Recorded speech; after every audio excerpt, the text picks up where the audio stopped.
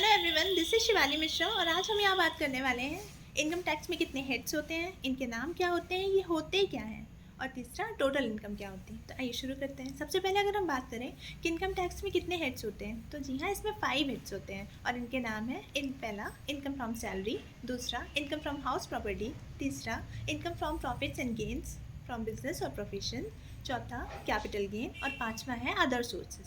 अब देखिए, अगर ये होते क्या है, तो देखिए किसी भी इंसान की इनकम को देखने के लिए हमें इन पांचों हेड्स में जाके चेक करना होता है कि उसकी इनकम आखिर किस हेड में आ रही है।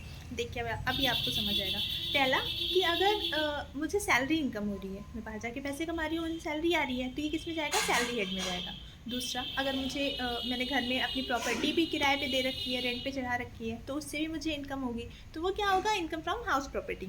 तीसरा, अगर मेरा कोई बिज़नेस है या फिर मैं कोई प्रोफेशनल हूँ, जैसे कि डॉक्टर हूँ या फिर सीए हूँ, तो इसके अलावा तो कोई प्रोफेशनल होने के कारण उससे बिजनेस और प्रोफेशन से भी इनकम आ सकती है। और कैपिटल गेन ऐसी इनकम होती है जो कि आपने कहीं पैसा लगा के रखा हुआ है, जैसे आपने ज़मीन खरीदी है, शेयर्स खरीदे, कुछ भी, और आपने थोड़े समय के बाद उसको बेच दिया, है ना। तो उससे आपको जो इनकम होगी उसे कैपिटल गेन कहते हैं। जैसे आपने पहले कभी ज़मीन खरीदी थी और आपने ज़मीन बेची, तो ज़मीन जाहिर है कि ज़्यादा पैसों पे जाएगी, पहले से ज़्यादा, तो उसकी जो इनकम होगी वो इनकम फ्रॉम कैपिटल गेन में आएगी।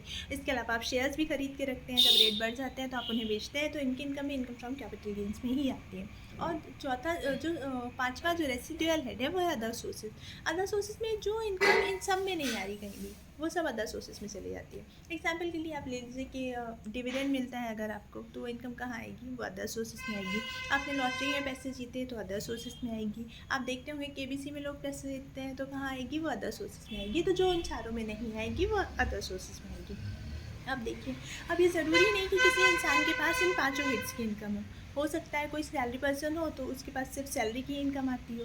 तो फिर वैसे टोटल इनकम का अगर देखा जाए, हम जो कैलकुलेट करते हैं प्रॉपर्ली, तो इन पांचों हिट्स की इनकम को मिला के टोटल इनकम आ जाती है। लेकिन जिसके पास 5 हिट्स की इनकम नहीं है, हो सकता है उसने घर में अपनी प्रॉपर्टी रेंट पे दे रखी हो और सैलरी मिलती हो, तो 2 हिट्स में उसकी इनकम कैलकुलेट होगी और इन दोनों हिट्स की इनकम को मिला के ही टोटल इनकम निकल आएगी। किसी के पास पाँचों हिट्स की इनकम होगी तो पाँचों को मिला के टोटल इनकम आएगी, और अगर किसी के पास सिर्फ एक ही है, उसका बिजनेस ही है बस और कुछ नहीं है, तो उसी बिजनेस प्रोफेशन से जो इनकम आएगी वही उसकी टोटल इनकम हो जाएगी। अब आप सोचेंगे टोटल इनकम क्या होती है, बार बार मैं इस पर जोर क्यों दे रही हूँ?